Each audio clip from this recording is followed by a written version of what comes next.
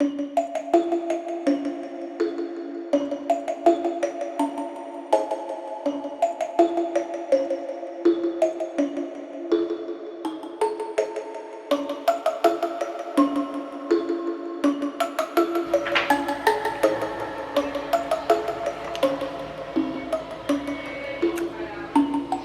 morning, you guys. My name is Stephanie, and in today's video, I have a jam-packed session for you guys. Okay, I have a jam-packed session, right? So I'm gonna get right into it. I'm not even gonna tell you the topics I'm gonna cover. I'm just gonna link it. I'm just gonna write them down in the description because it's a lot to cover, and I want to make sure I cover all of them. And then I'll write them down in the description so you can know what I'm covering. And I'll put like when each topic starts so you could skip through what you want to skip through. Okay, so today's session is based on October, fall, and it's based on you know, this season of fall, which is my favorite season. As you know, I love fall. And so the first thing we're gonna start to talk about will be,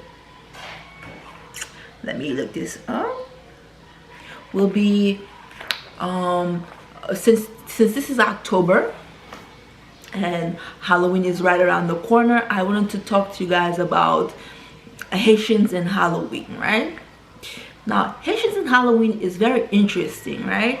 And I'm gonna talk about more the Christian Haitians and Halloween rather than the ones that are more Catholic and they actually practice certain, they heavily celebrate Halloween, and they call it a special day. It's dedicated to the Day of the Dead, right? I'm not going to be covering that portion. Now, Christian Haitians in Halloween, they don't celebrate it at all, right? Haitians that are Christians, they stay away from anything that has anything to do with Halloween, right? They don't go anything that even resembles something from Halloween. They take it and they throw it out, right?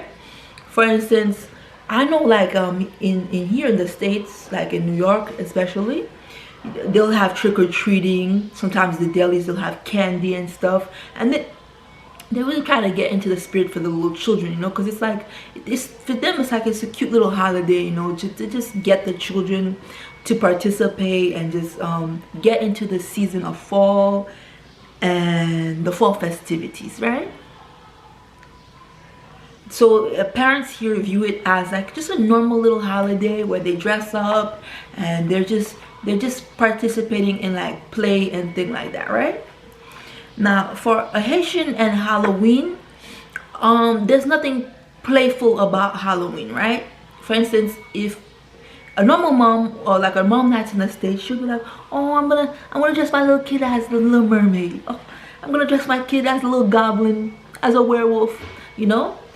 If it's like a Christian Haitian mom and like she gets wind that her child is like put in a mermaid costume, she's gonna be like, for the most part, she would call it for what it is, right?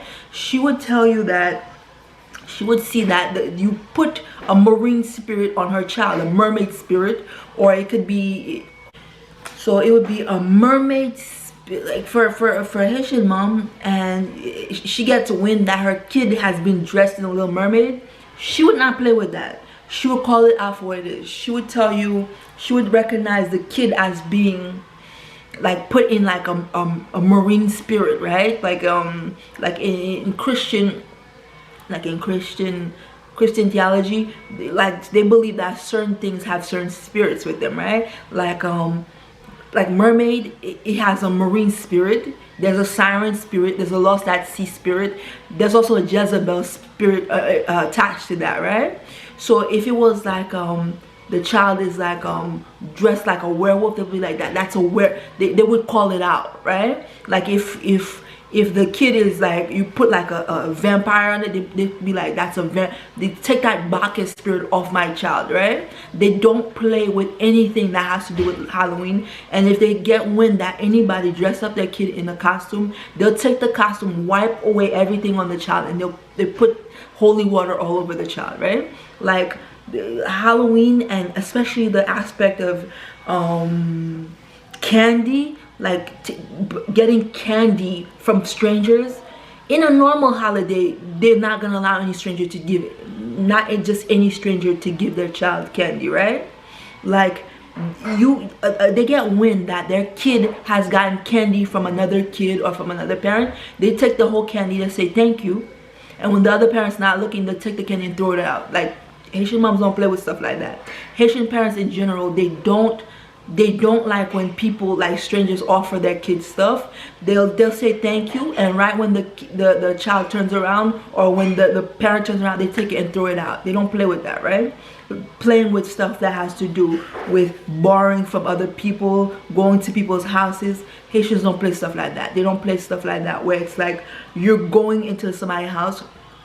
I think number one, the funny thing about this is that it has to do with the fact, like, they don't like their kids to have like a flunky spirit, where the kid is like, it's like they don't have a house. It's like one response when your parents, you'll be like, oh, can I go to so and so's house, and you're like 20, 18, 19 something. They'll ask you if you don't have a house, right? They don't believe in going into people's houses. They don't believe in overstaying your welcome. They don't believe in, what else, when young girls are like borrowing each other's clothes. They don't believe in that. They'll tell you to stop that right away. Like, that's one thing growing up we learned: never to borrow stuff from people, never to accept candy from just anybody unless it's at church and they're doing a special function. And they don't play with stuff like that, right? Stuff like that is no joke to them. They'll take whatever you borrowed from the person, they'll either give it back, or if the person gave it to you as a gift, they'll take it, and when the person's not looking, they throw it right out. They don't play with that, right? Especially when it has to do with little children being offered candy. They don't play with that. They'll throw the candy right out, and they'll have no problem doing that, right? And a lot of it has to do with either like they're kind of prideful, like they don't want people just offering them stuff. And a lot of it might have to do a little bit with like they don't know what's in the candy, even though it's just normal candy. They just don't like borrowing from other people, right? So then another thing about Haitian culture that's very cool, especially around this time. One thing you must know about the Creole language is that, for the most part, when it's being read out loud, or when it's being read, it's read very very slow paced, right? So that each word and each syllable is spelled out, right? So that one thing you'll see is that when somebody is saying something in Creole, especially a story, you will be glued to your seat. I do not know what it is, but an American story, an English story will be fascinating enough. But if somebody reads you a story in Creole, or they tell you like something that happened in Creole, because of like they use so much like emphasis on each syllable, they have the sound effects, and they know when to quiet and to get closer. You will be glued at the edge of your seat, right? So imagine you're into like English, like if somebody tells you like a story in English, it's fascinating. But if somebody tells you a story in Creole, you will be at the edge of your seat, because it's the way it's spoken. It's very slow paced. Not only is it slow paced, they use a lot of onomatopoeia in Creole, and not only do they do that, they each thing is expressed and they exaggerate every single thing, right? So it's like if somebody got attacked by a cat, the way that they would say the story, you would think that they were in a safari in the Serengeti, and they got mauled by a lion, right? It's that exaggerated, right? So then the next topic, so that's basically the beginning introduction, is that Christian Haitians and Halloween, they don't mix at all. It's like oil and water, they don't mix, right? And since we're in the October fall season, I thought I tap into this, because we are around Halloween and stuff, you know. I wanted to do my little take for the fall season, you know. Since fall has to do with Halloween, I want to include this in it, right?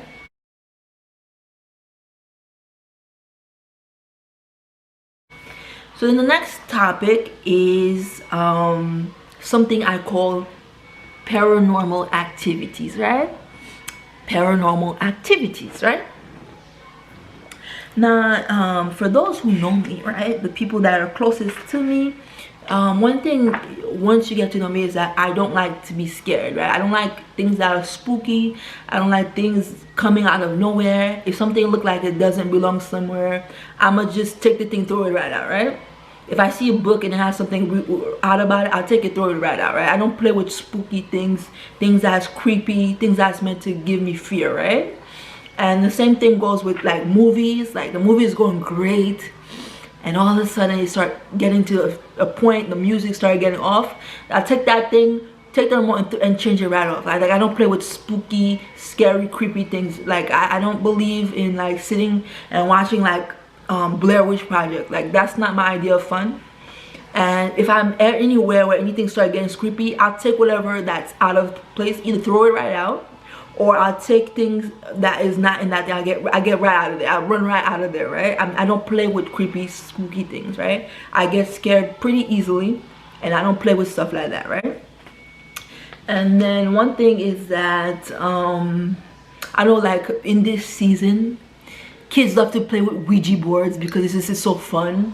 Like things like Ouija boards, things that just they spook people out. I see a Ouija board anywhere near me, take that thing, throw it right out, right? I don't play with spooky things, right? I don't like to be spooked in any way, right? So Halloween, there you go. So then the next thing I'm gonna tell you, the next story is paranormal activities, right? So what do I mean by paranormal activities, right? So this is funny. Okay, this is a story time for you guys, right? Story time about the time I went to work. And I went to work, and what happened is I'm gonna be very vague because I don't want to go into anybody's business, you know. That's not the point. I just want to tell you guys a story time, and I want to be respectful to the people, right? So this was a long time ago, about like 4 to 5 years ago.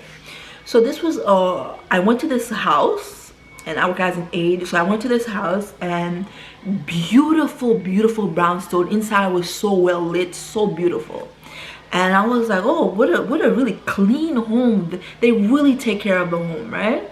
And so I'm going into the home, and then, but one thing I noticed about the house is that they have several paintings, and it's like of portraits.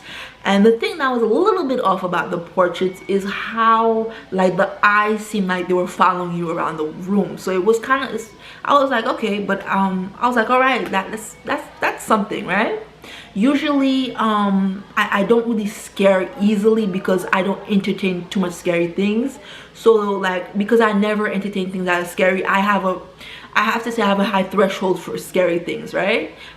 Like if I'm in a if it were ever to happen, I was around something scary, I would have a high tolerance level because I don't like watch scary movies like that, right? So then whatever I see that scare me, I just take that thing, confront it, and throw it right out, right? Like I just wouldn't be afraid because I never entertain things that are scary, right?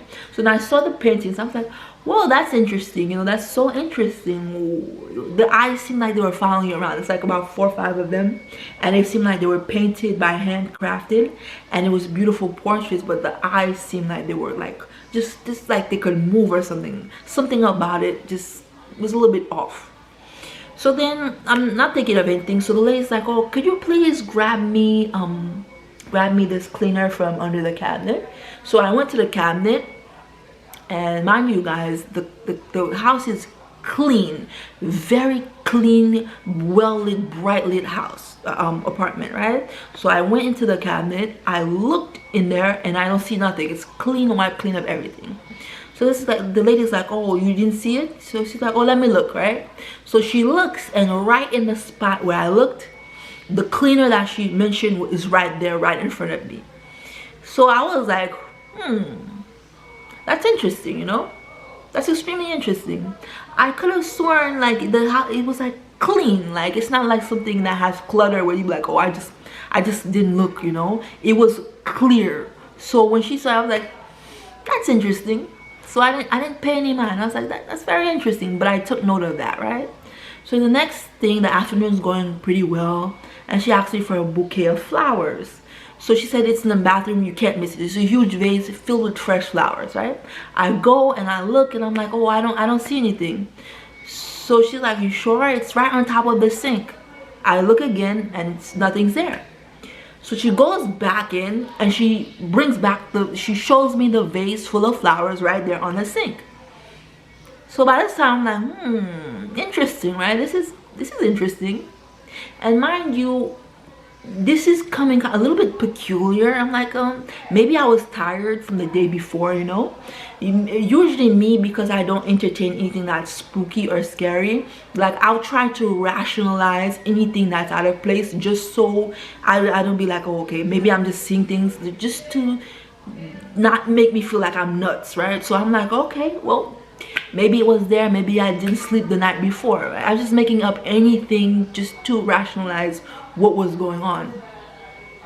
The final straw happened when she left me with the grandma who I was in charge of looking after, and all I knew is that the grandma could not walk, so she was sleeping right next to me, and I was on the big couch, the sofa, and she was on the little single couch right next to me.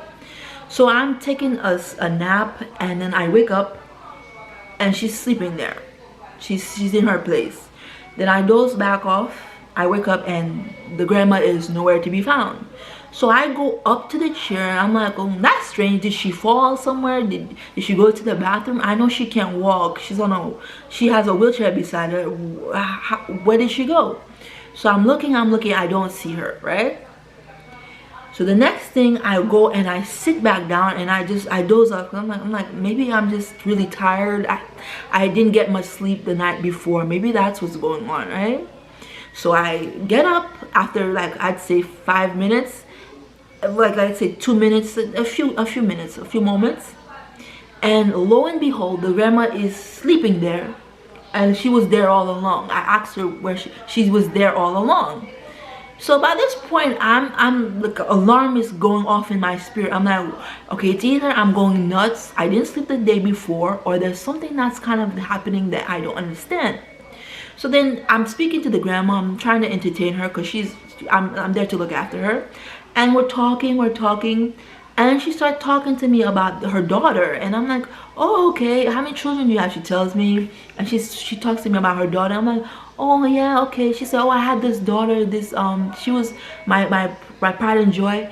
And that's when I understand what was going on. So the grandma, she shows me, she's like, oh, my daughter, she died of this rare, like, cancer, and she died in the year let's say 1996, early 90s, right? Let's say that. And that's when she went to the room, and there I saw why I was experiencing all these odd occurrences, right? So what was actually happening is that the family, the mother, she loved that daughter so much, right? And what she did is she built a shrine, and the shrine was dedicated to the daughter. So I'm like, that must be it. That must be why I'm seeing activity that nobody else is seeing, right? The spirit of that daughter is haunting the house. They're not seeing what is going on, but I can see it, right? So then they asked me if I could come again because they love me. Like, oh, you're so great, you know, we love you. I was like, oh, sure, right? I can't, you know, have stuff with school. Let me tell you, I could not get away from that. Like, as soon as the shift ended, I practically ran home. Like, I was so spooked out, right? Because I was like, what the hell is this, right? And what I could say is that this may seem a little off to you guys, but in Christian theology, we believe that when you put a shrine to anything, like you worship anything, whether it's like a graven image, if it's like a person that's deceased, or if it's like just even like if you see in the Catholic churches, they'll have the icons. We believe that spirits can enter into objects, especially when you make it an idol of worship or a shrine. So that could very well have been something that happened, right? I know some Christians, they could attest to this, that when you worship any object, even if it's like this phone, you pray to it and you invoke anything in it, spirits can get into that and they could possess the phone. That's what Christians believe, right? And so even if I was like, I didn't have no rationalization for that thing, because the whole time I'm trying to make up any reason why I'm seeing these things, right? And when she said that, and I saw the shrine of the daughter, that's when I was like, that's it, that's what it is. And I soothed myself, and when I got on the point to go home, I practically ran home, right? I was not playing, right? Like, I don't play with spooky things, right? As I said before, even when I'm watching a film and it's like it's getting to a point where I'm like, I don't understand why this is getting a little spooky, I'd be like, I don't wait for the film to get spooky. I take it, change the channel, and like just get rid of it, right? I don't play with crap like that, right? That's crap with you scared. No, I don't play with stuff like that. So then that's my segment for paranormal activities, you guys. That's my segment for paranormal activities. The next topic of discussion will be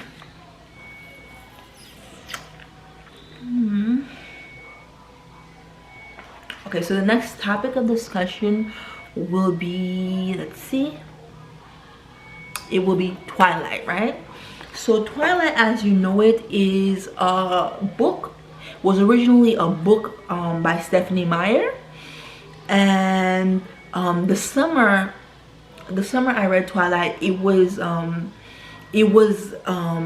year before it became popularized. It was, I would say, either 2006 or 2005. I went to the library and I saw this book with an apple, like a white vampire hand with apple, and it had the tagline like from the Bible of like temptation, like the temptation offered to Eve with the apple.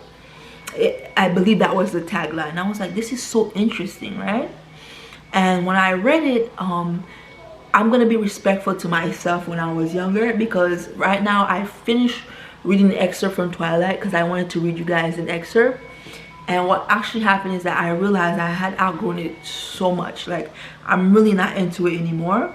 But to respect my thought frame when I was 17, 16, 17-ish, 18-ish, those years, I am gonna respect myself, because that's the mind frame I was at. I was very interested in books like Twilight, right? I was very interested in books like that. So to pay respect to that time frame, I'm gonna respect that time frame, and I'm gonna read you guys an excerpt from Twilight, right? Because I know a lot of you are into that type of book, and just because I'm over it now, because I'm much older, doesn't mean you guys don't still love that book just like I used to. So I have to respect that, and I'm gonna, because I used to love the book, I'm gonna respect that, and I'm gonna read you an excerpt, right?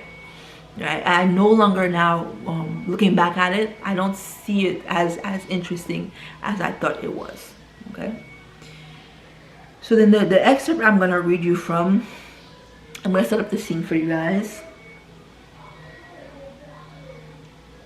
The excerpt I'm going to read you guys from is, okay, so the scene, I'm gonna set up the scene. The scene is that you could see the doctor.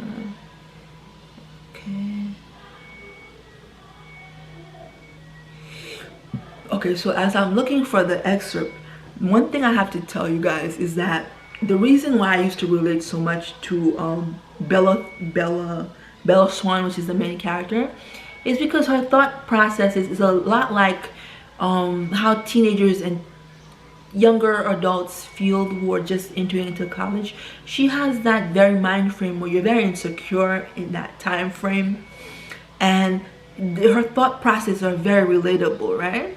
But now that I've grown much older, I don't resonate with that mind frame anymore. But I can respect how Stephanie Meyer honed in on that mind frame, right? She did a great job with that, with getting that adolescence of Bella Swan and her seeing Edward Cullen, right?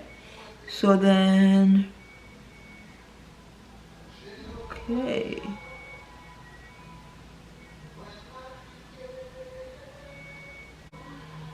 Okay, so Bella Swan has just moved to Forks, Washington. It's like a time if she's moved to Forks, right? And I'll write down everything about Twilight so you guys will understand, because I'm just going off the top of my head right now, right? So Bella Swan, she's seeing the Cullens for the first time. She's being introduced to the Cullens, right? So Bella, I'm gonna set this up for you. Bella just moved to the small town of Forks because she wants her mom to like get more acquainted with her new like her new boyfriend. I say her new like husband. The mom's with a new mate, and she wants them to get together and be happy. So she said, let me move with the dad, the father, who's in a small town. They're divorced, right? And Charlie, the dad, who's they're divorced, and he lives as a police officer in like a small town called Forks, right? I will write down everything correctly in the description, right, if I get anything wrong. So then this is Bella Swan. She just went to high school in the high school in Forks, and the thing is that there's these family members. They're called the Cullens. Now the Cullens are actually vampires in disguise. They moved to the small town so that they would not be figured out or investigated by like by the people, because it's a small town. They keep moving from town to town after a while, right? So Bella, she's being introduced to the Cullens, and the one that catches her eyes is Edward Cullen, right? They're all very, very attractive, which is why they're so interesting. But the thing you must know about the Cullens is that they don't mingle with anybody, right? They're very to themselves, and the reason is that they're vampires. They're like like Baka. They're vampires. They do things where they have to make sure their privacy is kept secret and they don't intermingle with the other students. They're masquerading as though they're high school students when really they're all vampires in disguise, right? So I'm gonna go right into it, right? So I'm gonna get into page 21 in the ebook series, okay? Okay, so I'm gonna start. So in page 21, I'm gonna start where it says, so Bella's in the cafeteria, and she's talking to the other new kids. She's a new kid on the block, and everybody's so interested because it's a small little town. And then the topic of the Cullen starts to get into the discussion, right? So I'm gonna start.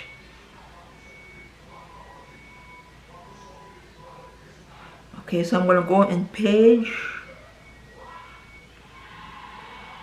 Okay, so I'm gonna set up it here in page 18. So it says, after 2 classes, I started to recognize several of the faces in each class. There was always someone braver than the others who would introduce themselves and ask me questions about how I was liking Forks. I tried to be diplomatic, but mostly I just lied a lot. At least I never needed the map. One girl sat next to me in both Trig and Spanish, and she walked with me to the cafeteria for lunch.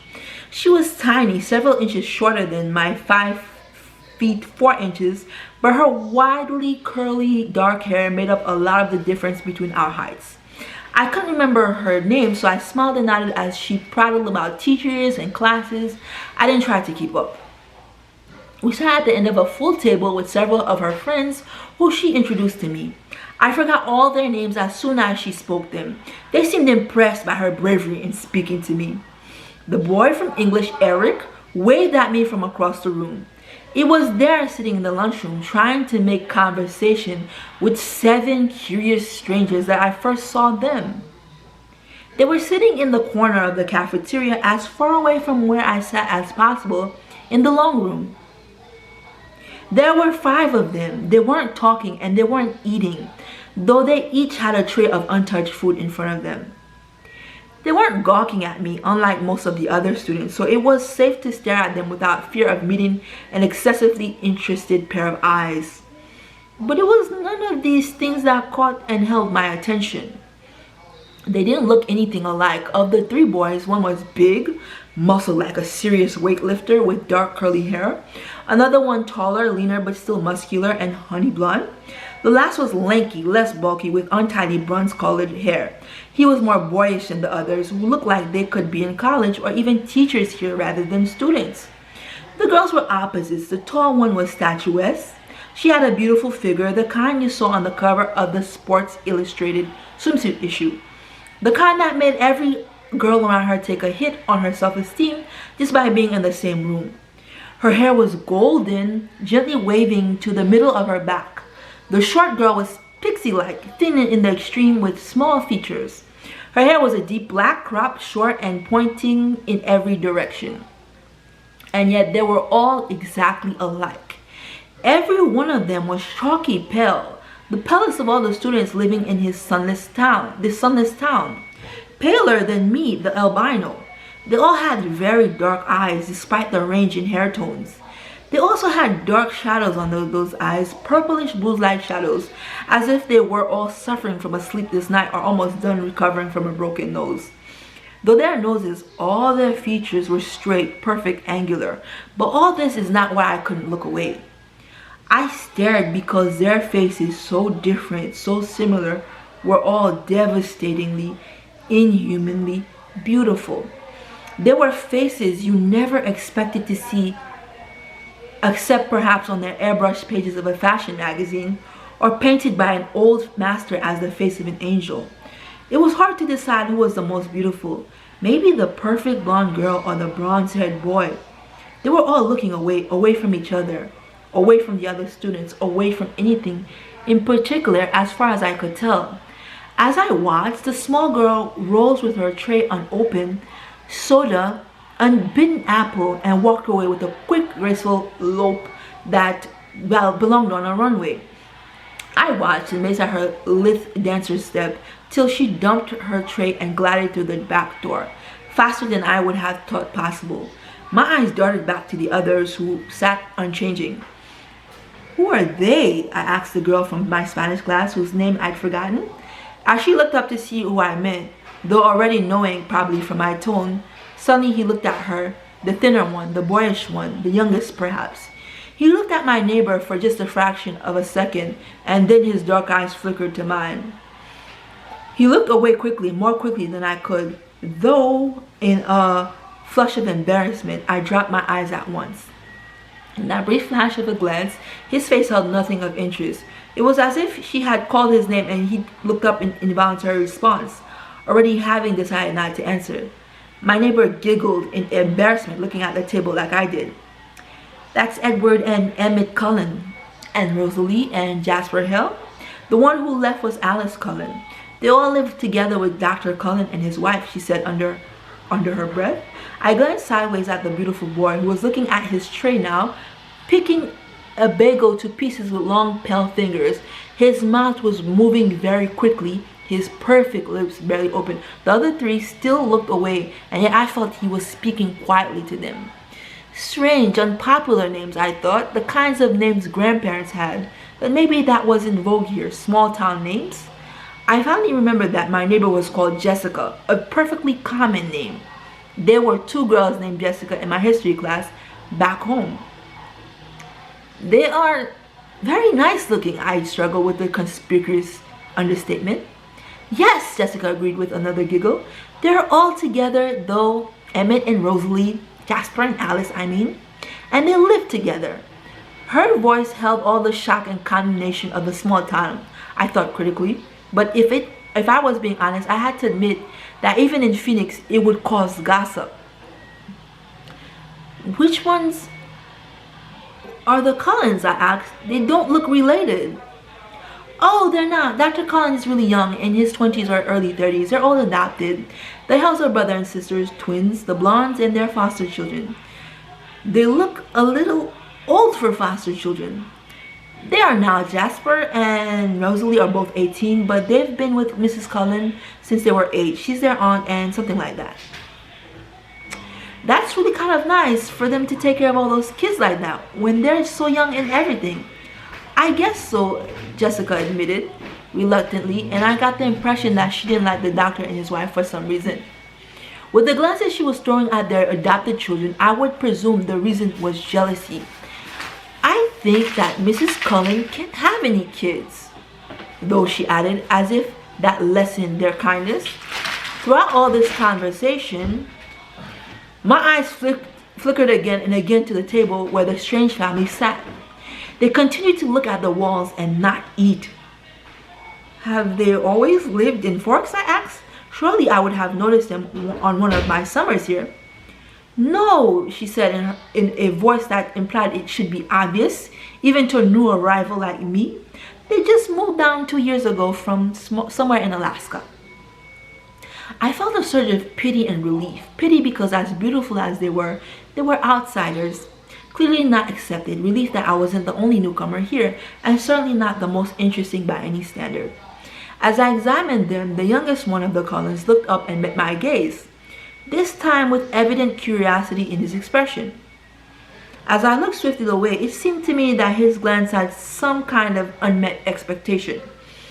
"Which one is the boy with the reddish-brown hair?" I asked. I peeked at him from the corner of my eyes, and he was still staring at me, but not gawking like the other students had today. He had a slightly frustrated expression. I looked down again. "That's Edward. He's gorgeous, of course, but don't waste your time. He doesn't date. Apparently none of the girls here are good looking enough for him." She sniffed, a clear case of sour grapes. I wondered when he'd turn her down. I bit my lip to hide my smile, then I glanced at him again. His face was turned away, but I thought his cheek appeared lifted, as if he were smiling too. After a few more minutes, the four of them left the table. They all were noticeably graceful, even the big brawny one. It was unsettling to watch. The one named Edward didn't look at me again. I sat on the table with Jessica and her friends longer than I would have if I'd been sitting alone. I was anxious not to be late for class on my first day. One of my new acquaintances, who considerably reminded me that her name was Angela, had biology 2 with me the next hour. We walked to class together in silence. She was shy too. Okay, so then I'm going to continue and then I'm going to get finished right off, right? So it goes to say, when we entered the classroom, Angela went to sit at a black-topped lab table, exactly like the ones I was used to. She already had a neighbor. In fact, all the tables were filled but one. Next to the center aisle, I recognized Edward Cullen by his unusual hair, sitting next to that single open seat. As I walked down the aisle to introduce myself to the teacher and get my slip sign, I was watching him surreptitiously just as I passed. He suddenly went rigid in his seat. He stared at me again, meeting my eyes with the strangest expression on his face. It was hostile, furious. I looked away quickly, shocked, going red again. I stumbled over a book in the walkway and had to catch myself on the edge of a table. The girl sitting there giggled. I noticed that his eyes were black, coal black. Mr. Banner signed my slip and handed me a book with no nonsense about introductions. I could tell we were going to get along. Of course, he had no choice but to send me to the one open seat in the middle of the room. I kept my eyes down as I went to sit by him, bewildered by the antagonistic stare he'd given me. I didn't look up as I set my book on the table and took my seat, but I saw his posture change from the corner of his eye. He was leaning away from me, sitting on the extreme edge of the chair and averting his face like he smelled something bad.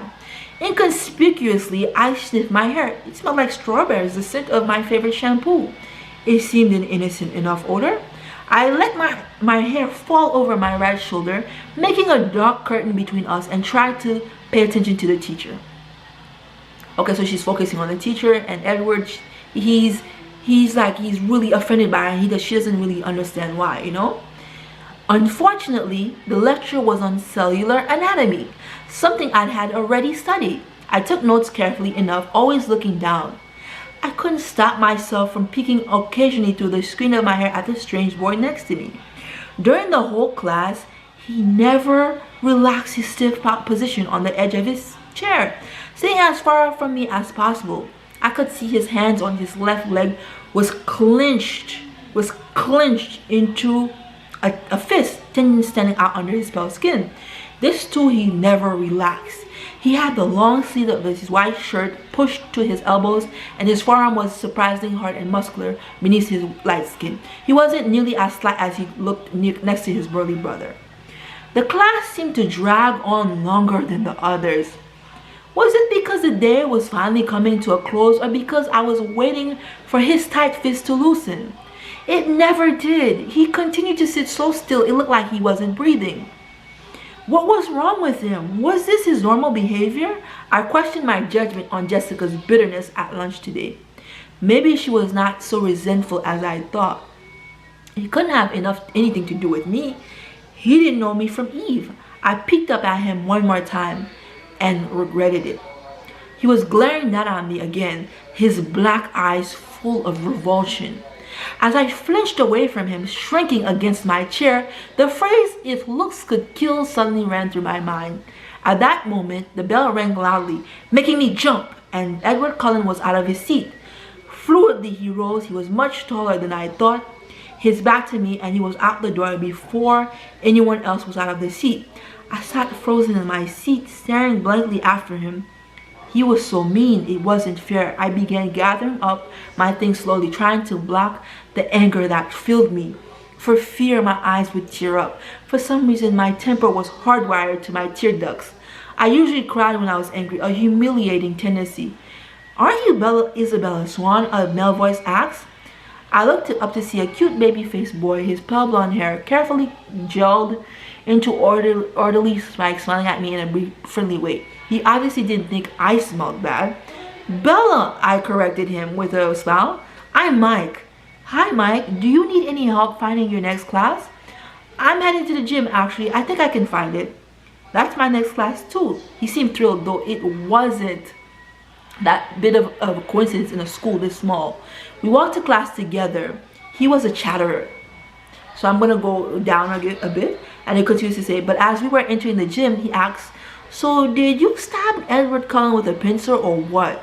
I've never seen him act like that." I cringed. So I wasn't the only one who had noticed. And apparently that wasn't Edward Cullen's usual behavior. I decided to play dumb. "Was that the boy I sat next to in biology?" I asked artlessly. "Was that the boy I sat next to in biology?" I asked artlessly. "Yes," he said. "He looked like he was in pain or something." "Oh, I don't know," I responded. "I never spoke to him." "He's a weird guy," Mike lingered by me instead of heading to the dressing room. Okay, so I'm gonna stop here. And this is just an excerpt from the novel Twilight, the book Twilight. And the thing I loved about this book, since we're in fall and Halloween's right around the corner, is that it's about a book about Bella seeing the Cullens. She comes into a small town, Forks. She goes and in school she sees a table with these students, and they're all breathtakingly beautiful, and she spots one of them which really catches her eye. His name is Edward Cullen. So in this scene, she goes into biology class and she meets the only seat that's available is with Edward Cullen, so she sits next to him, but he's acting really strange, like he doesn't want anything to do with her, right? There's even a scene, I'm not gonna read this, where he actually tries to go into the faculty office to switch classes because he doesn't want to be in the same class as her, right? And the reason that he's doing this is, when you later find out, is because he's insanely attracted to her. There's something about her he can't shake. He really likes her, and he's never felt that way before for any girl, so he is acting strange for that reason, right? And then the thing I love about this novel, like when I read it back then, is that it has one of my favorite type of pairings, the antagonistic lovers, right? The antagonism between the two role-playing leads. Like, it's antagonism, especially in the chapters before they start to get together and they see that, okay, we could get together and be a couple, right? But before that, the antagonism is well played. Stephanie Meyers plays it really well, right? And in fact, Bella is convinced that Edward really hates her guts, right? And the reason that he's doing this is because he doesn't really understand his feelings. He likes her, but he's going through like a turmoil, and he's a vampire, and he's going through something where he doesn't trust himself with Bella, right? So then due to that, that's why he's acting so strange in that biology class, right? But if you ever pick up Twilight and you're younger, I think you would appreciate this book. But I don't really, maybe I could read it again to see if I am still interested in it.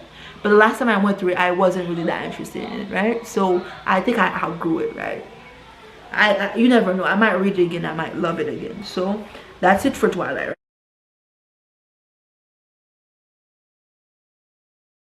right?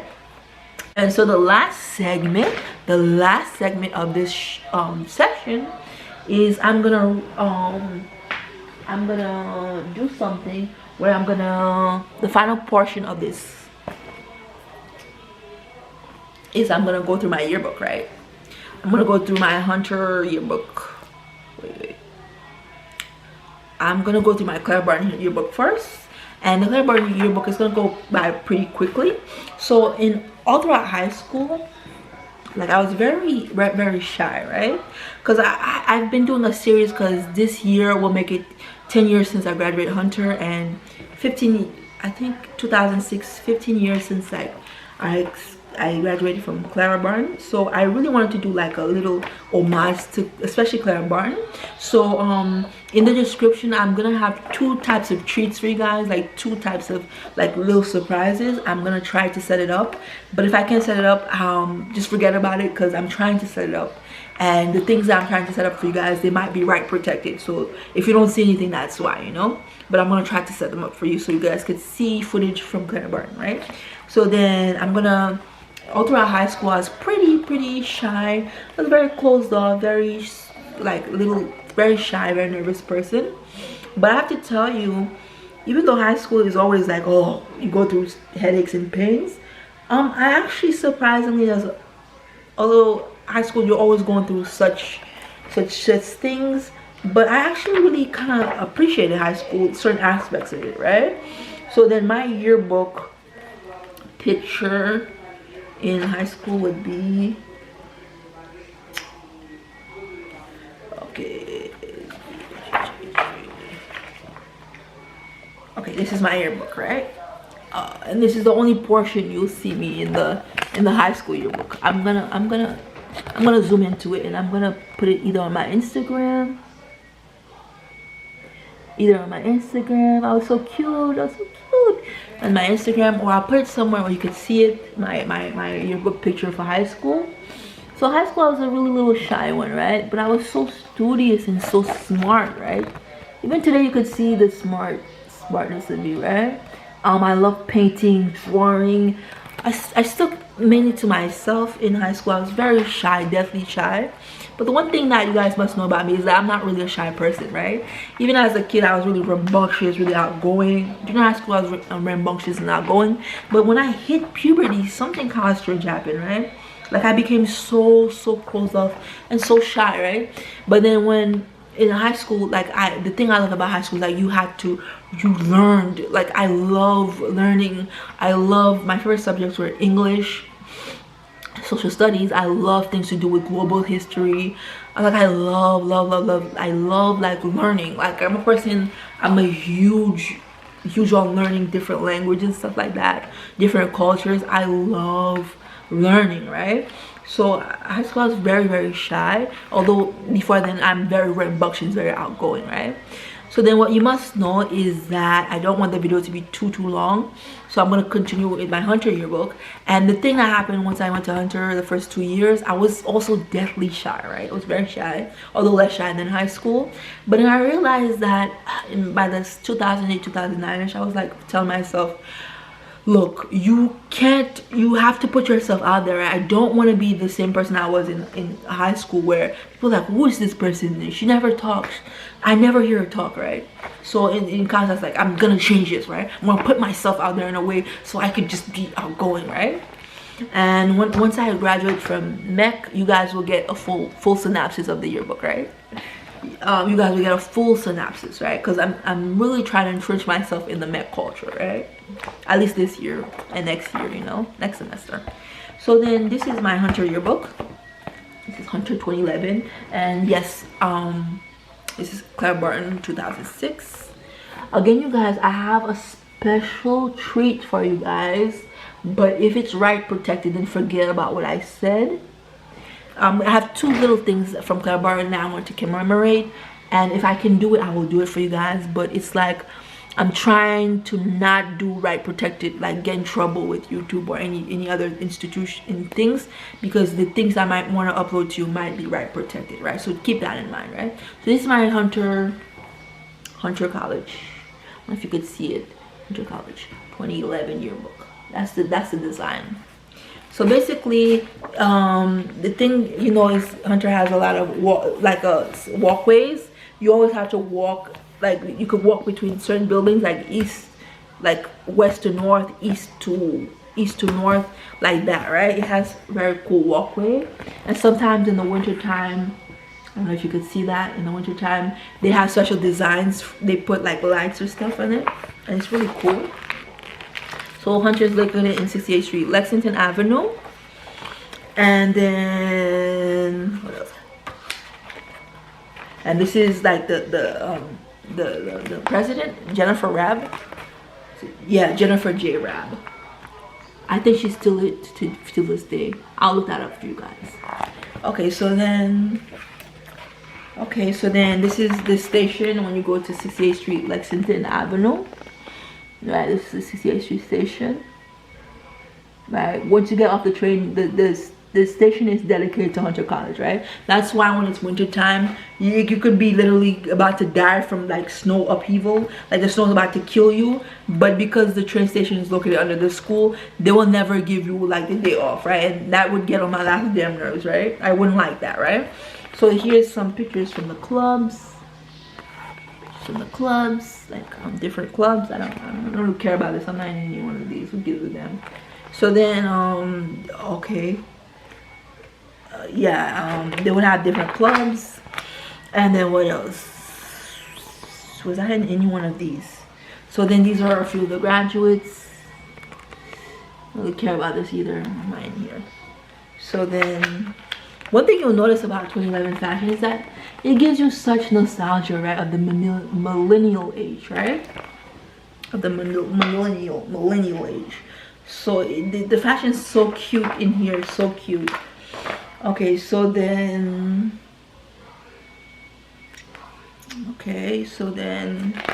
Hunter College has several campuses throughout the city. It's in the heart of Manhattan.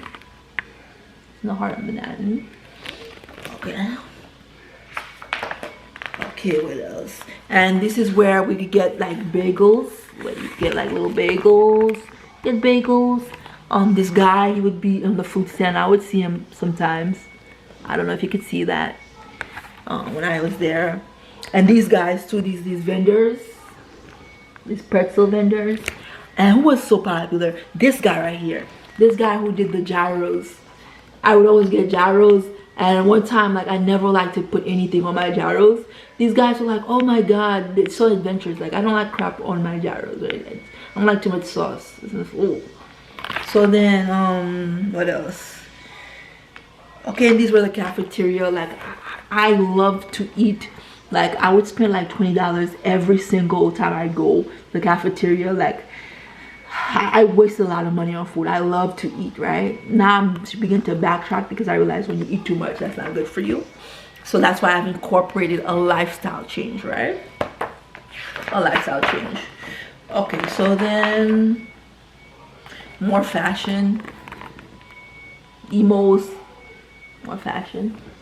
Yeah. That time was very cool. Oh yeah, and look, this sepia frame of these kids, sepia. Like, I know sepia frame was really cool back then. Like, sepia pictures. And other students. Okay, so one thing about Hunter that's alright is that it's predominantly white and Asian. Although CUNY MEC is not like predominantly white and Asian. It's very mixed. It's like heavily black and Spanish, and you see a lot of Asian and white. But one thing I'm gonna say, and please guys don't kill me for this, is that Hunter, like, if you went there, like if you met like a cute guy like a Hunter, it would be like few and far between, right? Like CUNY MEC, I don't know what's in the water fountain, or if it's the selection, because they can't screen people before you go to college. But let's just say there's something in that water. The water in CUNY MEC is like blessed. It'll be like hot guy after hot guy after hot guy. Like, it'd be too much, right? Like, sometimes I have to look away and be like, damn, just look away, right? Whereas Hunter, you'd see them like once in a while. But CUNY MEC, they have something is in that water, like, that makes the guys very attractive, right? It's like eligible guy after eligible guy, right?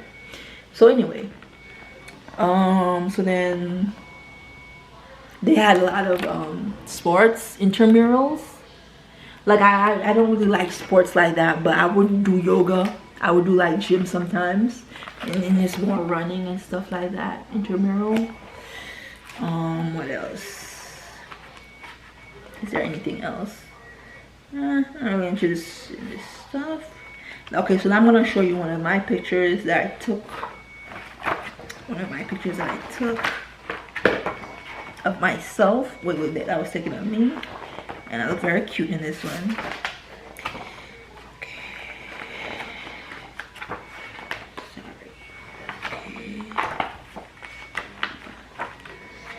Okay, I'm gonna see if I could find the picture for you guys.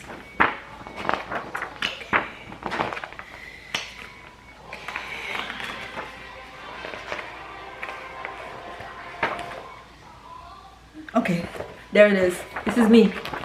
In the 47th page of the yearbook, you see me. Me. Here I am. I'm in the 47th page.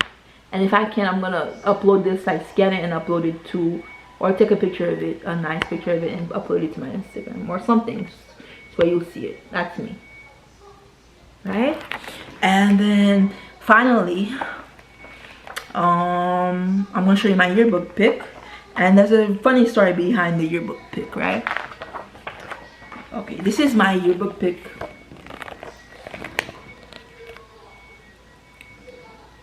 Okay, and this is me, and it says I graduated studio arts. Okay, I don't even know if you could see that. I think you could see that.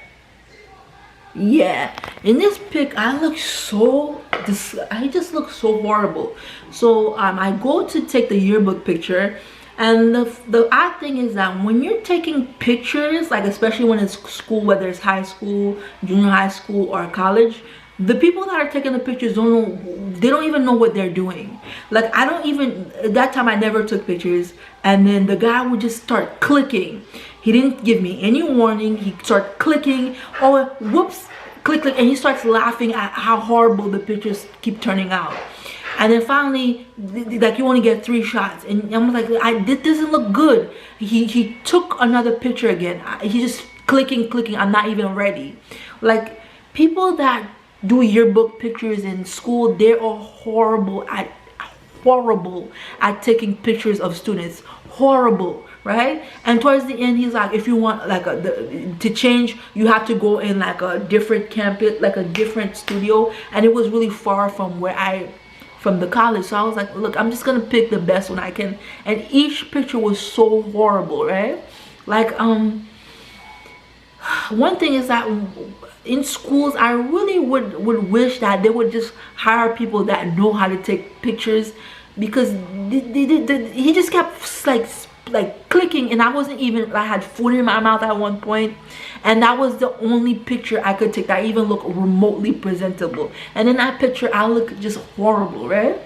So then that's the Hunter yearbook, and so that's the commemoration of Clara and Hunter. And because I didn't participate so much in Clara Barton, I was very shy to myself. I have 2 special treats I'm gonna upload like maybe later on this week or something, or when I can, that will commemorate Clara Barton, because I wasn't able to do that because I was very shy, very close in on that school. So then I will put a commemoration for Clara Barton to pay homage to my high school, which I really liked a lot of aspects of it, right? It was very cool aspects of Clara Barton, right? So then that's basically it, you guys. This is a commemoration of being at Hunter. I would have liked to go deeper, but I don't know. I don't really care for these pictures because I'm not in them. I'm only one of them. And that's basically it, you guys. That's basically it. I hope you guys had a great time today. I tried to put a lot into this session because it's October and it's fall, and I wanted you guys to enjoy this session. So, you guys, it's my video for today.